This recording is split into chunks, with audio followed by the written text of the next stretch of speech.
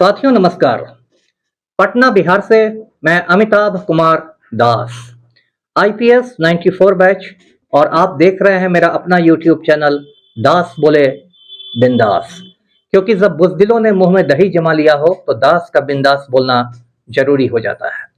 साथियों, खबर यह है कि हमारे यशस्वी प्रधानमंत्री नरेंद्र मोदी ने विभिन्न औद्योगिक घरानों से 7,000 करोड़ रुपए घूस लिए हैं, रिश्वत खाई है चुनावी बॉन्डों के माध्यम से। और दूसरी खबर यह है कि भारत के मुख्य न्यायाधीश चंद्रचूड़ साहब ने प्रधानमंत्री को तिहाड़ जेल भेजने का मन बना लिया है। इसलिए जल्दी ही नरेंद्र मोदी तिहाड़ जेल की ठंडी हवा खाते नजर आएंगे।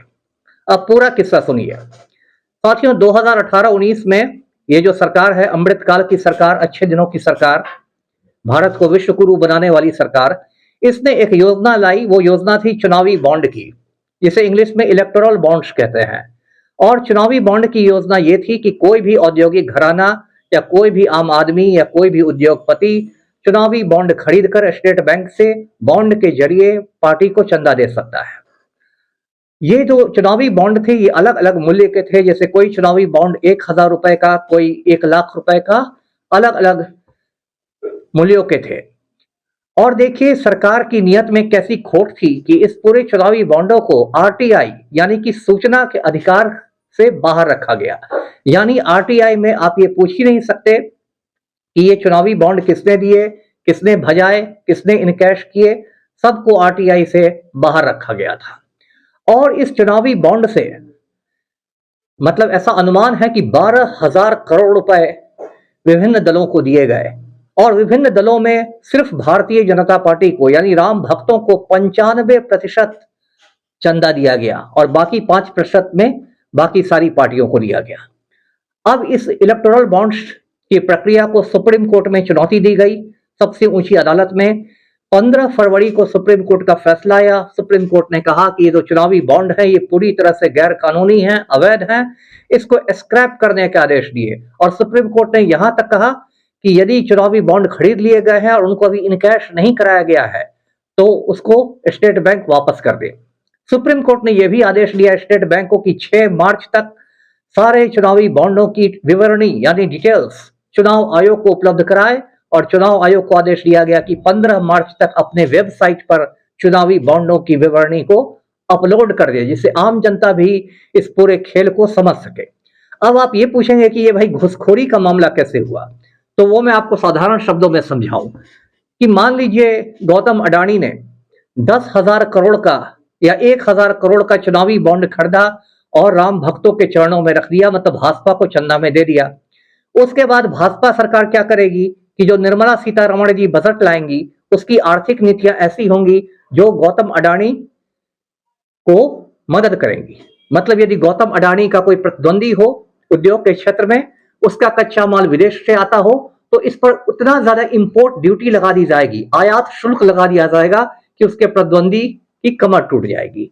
तो ये सरल शब्दों में होता है, इसको घूसखोरी समझिए, रिश्वतखोरी समझिए, है ना। जैसे बिहार में आप देखते होंगे कोई किरानी बाबू आपसे घूस मांगते हैं तो सीधे घूस करके नहीं मांगते हैं, है ना। उनको थोड़ा अच्छा नहीं लगता है तो वो बोलते हैं कि भाई काम हो जाएगा लेकिन चाय पानी का खर्चा देना पड़ेगा। तो वही मोदी जी भी हैं, यशस्वी प्रधानमंत्री है, 56 इंच का सीना है, कैसे कहेंगे कि मैं सीधे घूस ले लूंगा, रिश्वत ले लूंगा। कहते हैं कि ना खाऊंगा ना खाने दूंगा। तो मोदी जी कहते हैं कि भाई चुनावी बॉन्ड ले आओ, चुनावी बॉन्ड खरीद लो। अब उनकी जय जयकार हो रही कि भाई ना खाऊंगा ना खाने दूंगा। अब देखिए क्या खेल हुआ कि जब मोदी सरकार को लगा कि ये सारी पोल खुल जाएगी तो स्टेट बैंक पर प्रेशर डाला गया और स्टेट बैंक ने एक अर्जी डाल दी सुप्रीम कोर्ट में कि हुजूर हमें 30 जून की मोहलत दी जाए। मतलब 30 जून तक तो सारी मतगणना मतदान सब कुछ खत्म हो चुका रहता।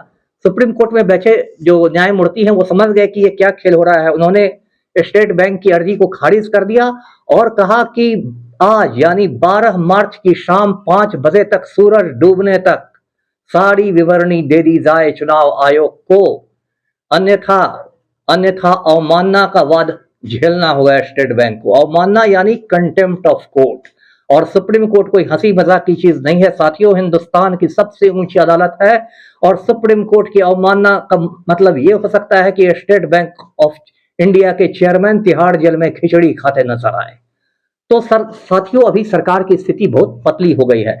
ऐसे भी नरेंद्र मोदी ने देश के सभी बैंकों को बिल्कुल, आप समझ सकते हैं क्या हालत करके रख दी है। नीरव मोदी ने पंजाब नेशनल बैंक के 12,000 करोड़ रुपए लूट लिए और वो भाग गया देश से। सरकार देखती रही, सीबीआई देखती रही, ईडी देखती रही, इंडियन आर्मी देखती रही, एयरफोर्स देखता रहा और पंजाब नेशनल बैंक लूट गया। स्टेट बैंक के साथ भी मोदी ने वही सलूक किया। एक तस्वीर बहुत वायरल हुई थी सोशल मीडिया पर कि ऑस्ट्रेलिया में एक ब्रेकफास्ट टेबल पर नरेंद्र मोदी बैठे हैं, गौतम अडानी बैठा हुआ है और स्टेट बैंक की चेयरपर्सन श्रीमती अरुंधति भट्टाचार्य बैठी हुई है और स्टेट बैंक पर प्रेशर डाल के 30,000 करोड़ का खर्च गौतम भाई अडानी को दिलवा दिया गया। तो ये देश, ये खेल चला, लेकिन अभी थोड़ा मोदी जी के मतलब आप कह सकते हैं सितारे गर्दिश में है। चंद्रचूड़ साहब ने बुरी तरह मोदी की गर्दन पकड़ ली है और हो सकता है इस पूरे मामले पर आज न कल कोई एफआईआर दर्ज हो जाए, जो होना भी चाहिए। और राफेल डील में तो मोदी जी निकल गए थे पतली गली से रंजन गोगोई को सेट करके राज्यसभा भेजकर, लेकिन इस बार मोदी जी फंस रहे हैं और हो सकता है निकट भविष्य में मोदी जी तिहाड़ जेल में देखे जाएं। और साथियों, ये भी खबर आ रही है कि कंगना रनौत और स्मृति ईरानी में झगड़ा शुरू हो गया है कि मोदी जी जेल जाएंगे तो खाना कौन पहुंचाएगी। तो देखते रहिए मेरा चैनल और सब्सक्राइब कीजिए। धन्यवाद। जय हिंद।